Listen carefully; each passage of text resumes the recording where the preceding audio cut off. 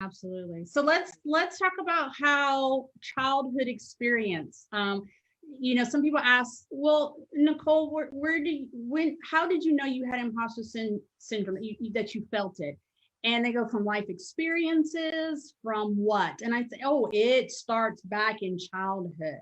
And I want us to talk about how, and this is going to resonate with some of you, how in childhood, the imposter syndrome seed was planted from childhood experiences. And Rachel, I think you said you had a great example or childhood experience. So yes. So I have a couple of them. So my stepmom always told me that when I am out and about to always be camera ready.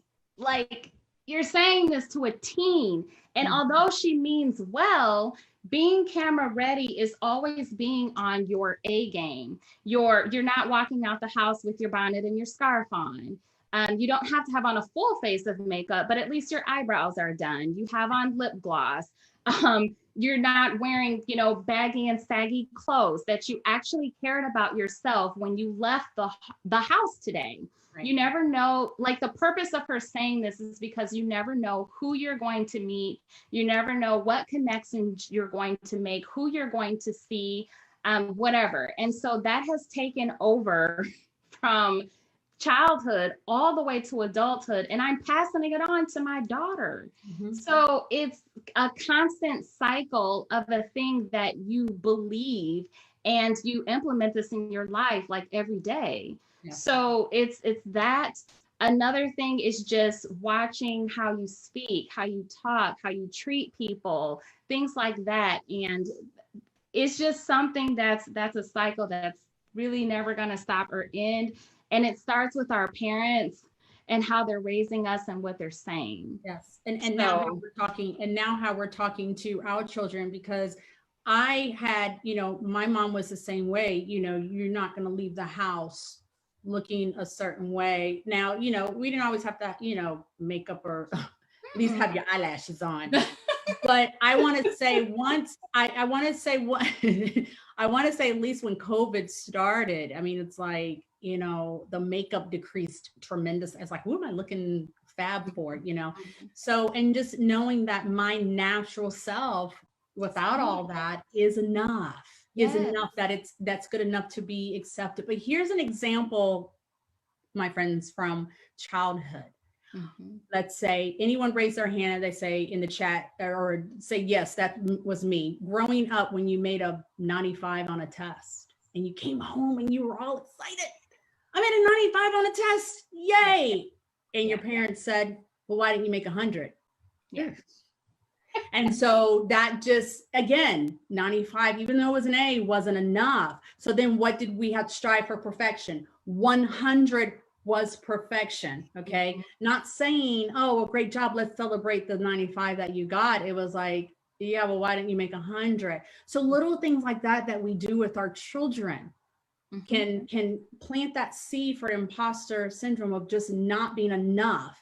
And one of the things that in our households, again, relating it back to the Black culture, our households, culturally speaking, it wasn't households where we got praised for all of the great things and talents that we did.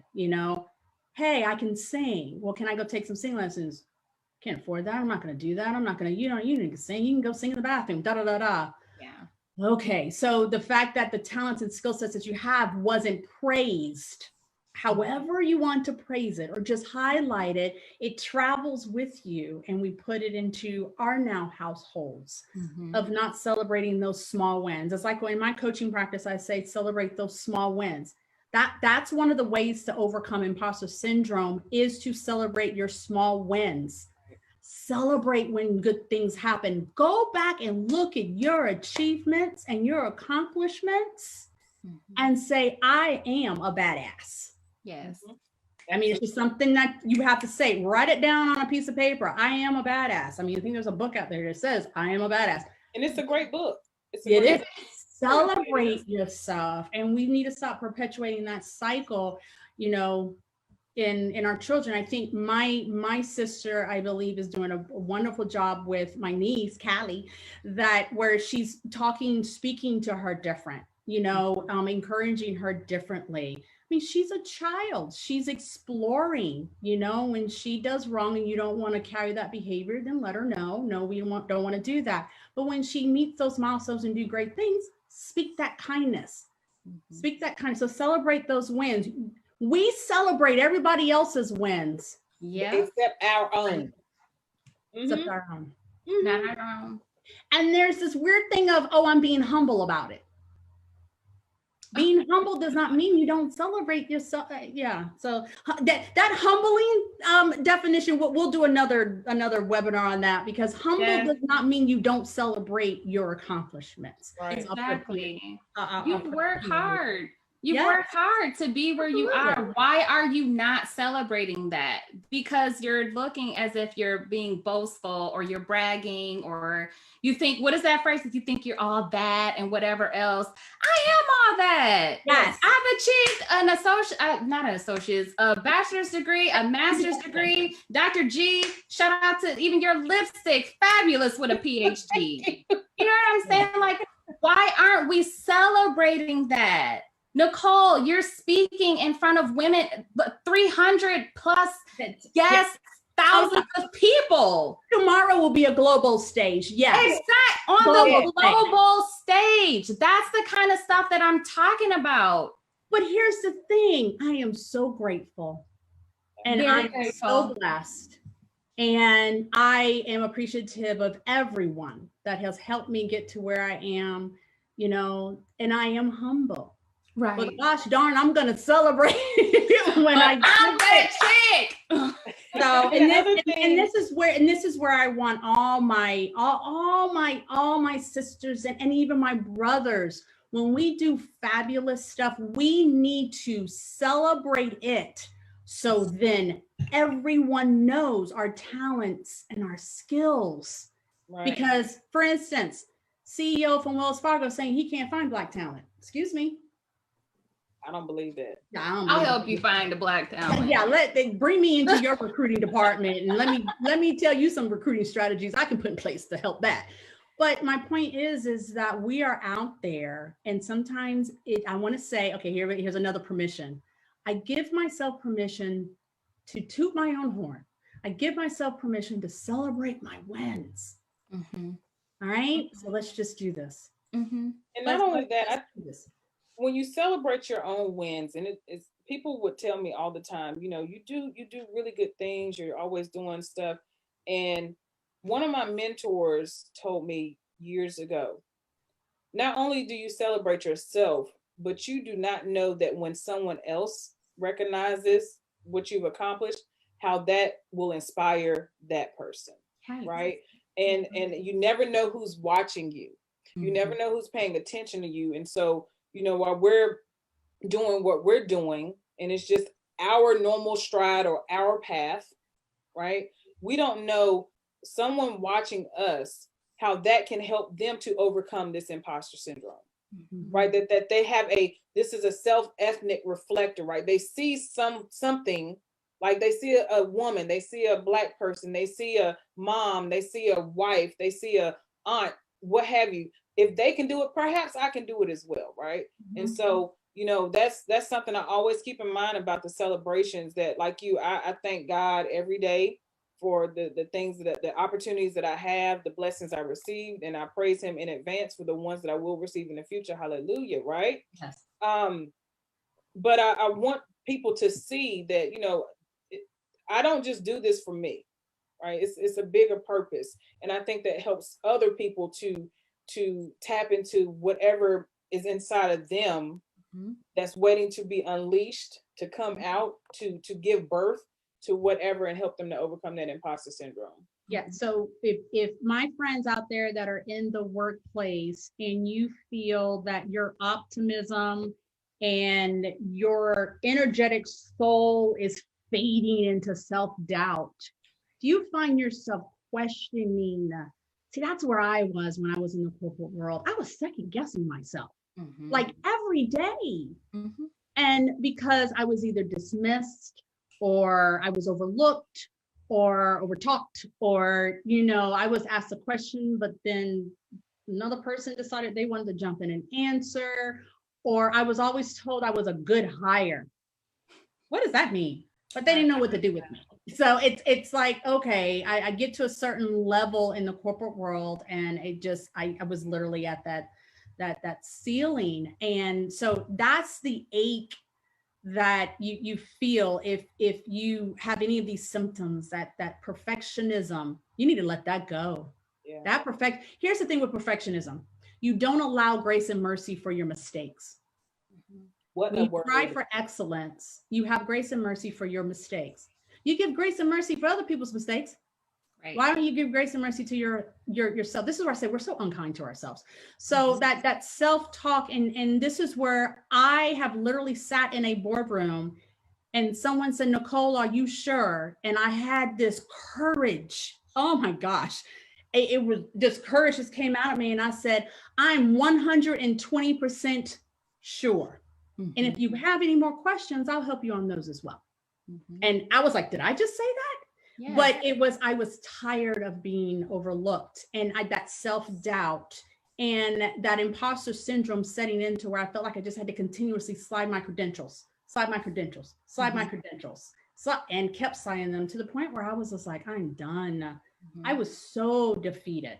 There was times in the workplace I was so defeated, but there's things that we can do to get over that. And we're gonna talk about those as well. So let's move into the other piece we're going to talk about: imposter syndrome and women. just women. So we said 70% professionals feel it. Majority of the feel it are women.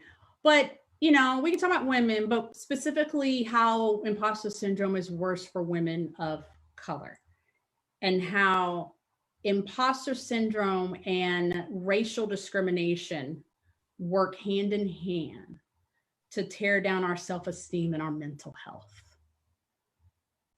And I see Rachel, I see your face. Mm-hmm. Like, so why else, besides some of the obvious reasons, what are some of the experiences that you have felt just as a Black woman? Because not only is this imposter syndrome, we're talking to ourselves, but we have others that are feeding into it as well within society. Right. So it's interesting that you talk about that. And it's a great segue because we were talking about corporate America. And before I actually left corporate America to do the current business that I have full time with my husband, I, was a new person and just getting out of college and thinking that I can conquer the world, right? Highest sales rep, because it's that superwoman. You wanted to be the best at everything. Sold the highest in the history of all of the company, to the point where they had to change the commission structure of the way that they paid me out. They had to change the commission structure to pay me over 2 years because that one sale, they had to change it. Okay. So you set the bar up. You passed the bar. So then they had to move the bar again. Set the bar. Okay. All right. So I'm wanting this job, this director's job, because I know exactly what it takes. I can train the team to do the same exact thing that I just done to bring more money to this $1 billion company, right? I was completely overlooked for this job. I was crushed. What do you mean? I've sold not just one account, but several accounts for this company, given my all. You've paid for the master's degree. This is tuition reimbursement, whatever have you. Like, I am the highest person in this specific department. How is it that someone who does not know anything about the job at all get it? And have he lived in Minnesota. This was in Wisconsin. He lived in Minnesota. They had put him in a hotel, gave him a car, all the stuff that you have to pay for someone who doesn't even know the job and the industry. And then you call me in the room and ask me to train him. Excuse me. Okay. Comment in Facebook. How many of you guys have trained the people in the position you wanted. Maybe. Yes. This is when I had gotten to the point where I'm like, okay, it's time for me to leave and to do what God has blessed me to do. And so that's when I decided to come on full time with my husband and do what we have now. And so we went from having 8 children or 8 families to over 200 families in our company that we service day by day. Now, inside of that, because I'm constantly listening to these things, I'm like, wait a minute, am I good enough? Am I going to be able to pay my bills? And if I don't have the steady flow or income coming in, everything is going to come crashing down. My children are not going to be in the school that they're in now. I'm not going to be able to pay for this, pay for that. Oh my gosh, my car, my house. Like, you start to tell yourself all of these things that you can't do rather than what you can do. And those thoughts become actions, they become words, and you have to start letting that go. Once I let that go and stop speaking that and saying all of that negativity to myself, that's when I started to grow from within, and whatever grows within comes without. Yes. All right. And if I can do it, you can do it too. And that's why I wanted to start coaching. And I taught you about this, Nicole, too, about how to train women to do the exact same thing. Right. And we're constantly doing this. So as Black women, society and corporate America, Instagram, so all the social media, people, when we're going to these mixers and we're meeting with other people, and these women have credentials like you two ladies. I'm not a doctor, Dr. G. I'm not either.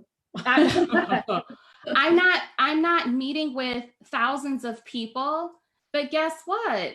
I've had a business for 18 years. Absolutely. I purchased a home, my dream home with my husband. I have multiple, whatever. I can write my own ticket. Right. This is when you start looking at yourself and seeing the positivity of what you actually have, right, and stop looking at what the next person has and then constantly tell yourself what you can't do, what you don't have, because her journey is her journey. Your journey is your journey. Right. Walk it.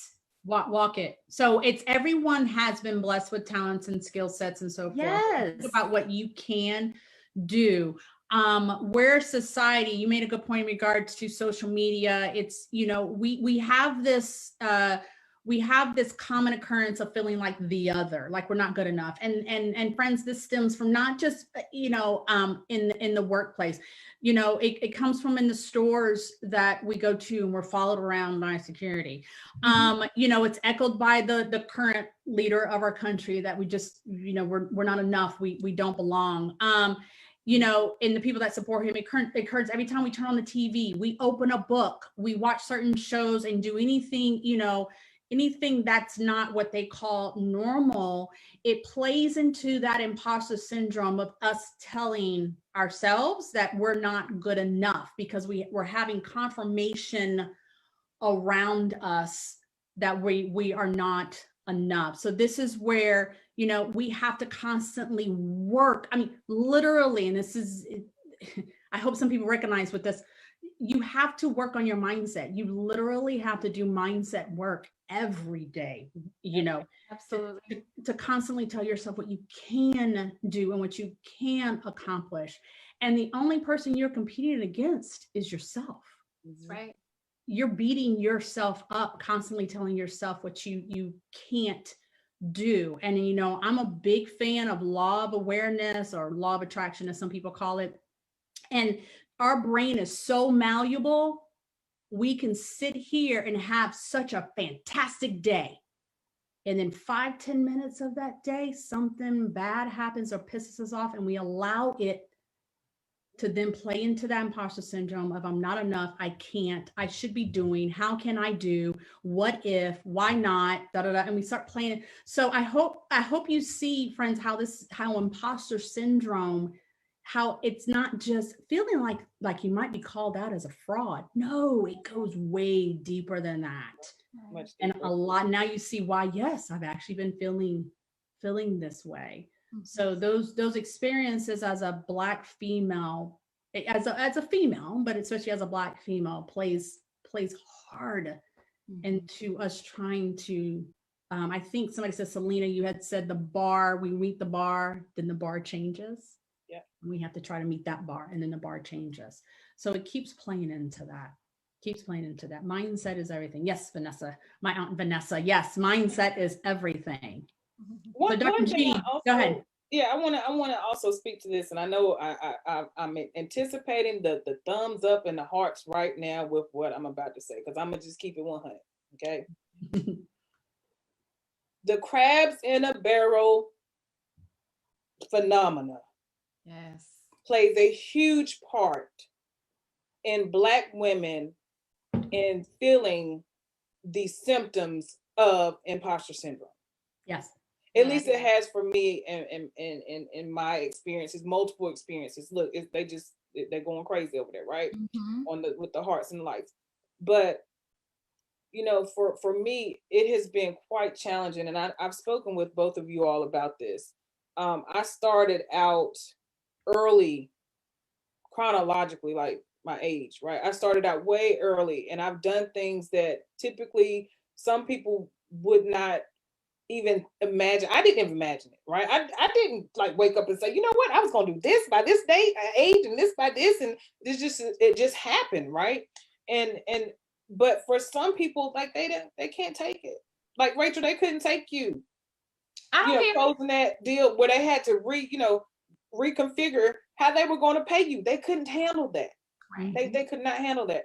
And so over time, one of the things that has helped me, and shout out to one of my besties, Dr. Nina, beautiful brown baby doll.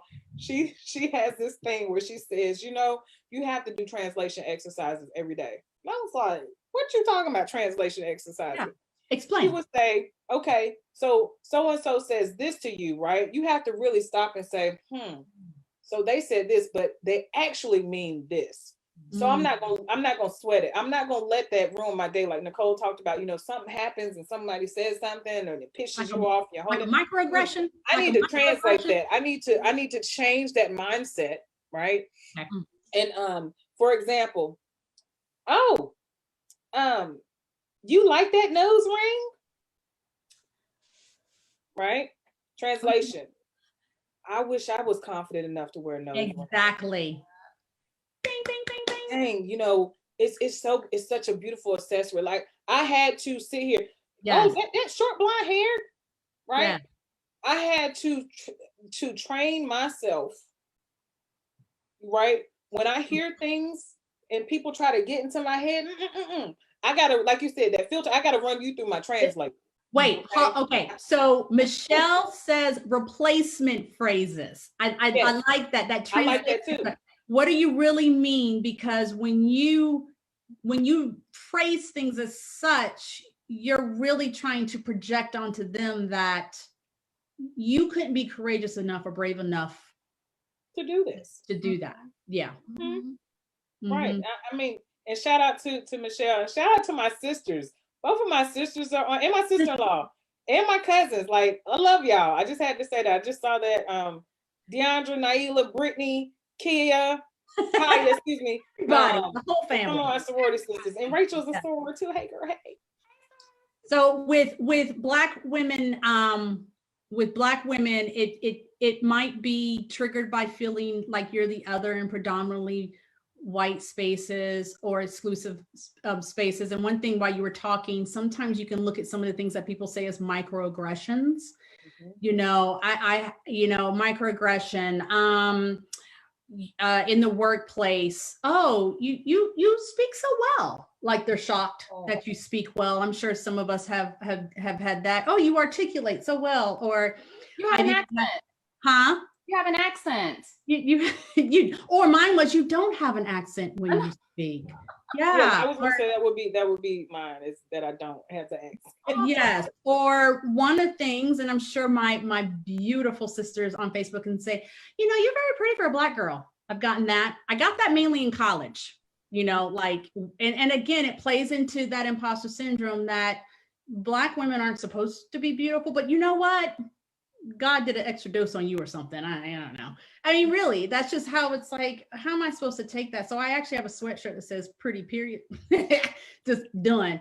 But those are those type of things, those microaggressions that people say in the workplace to you, or those phrases you have to translate or do replacement that play into that in that imposter syndrome. Because for people of color, imposter syndrome isn't just an imaginary voice in our head.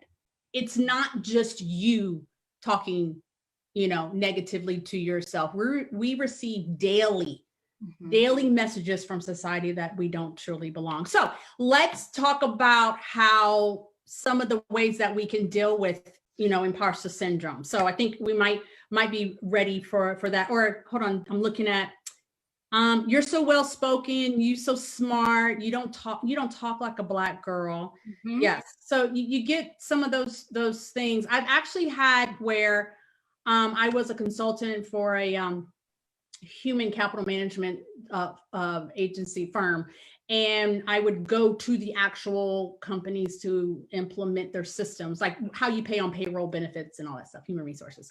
And I remember walking in, and the CEO, I was sitting in the lobby, and he walked in and he said, "I'm looking for Nicole Smith." And I was sitting there and I was like, "Yep, that's me." And he was like, you don't look like how you sound on the phone. And how's that? So it's, those little microaggressions and so forth. And then as I was going through, I'll never forget this, as I was going through the project, he kept telling me how smart I was. "You're so smart. You're so smart." It's like he had to validate for me. And so this is those little microaggressions. So you gotta, almost like a unicorn. Yeah. So sometimes you gotta watch, those microaggressions and so forth. But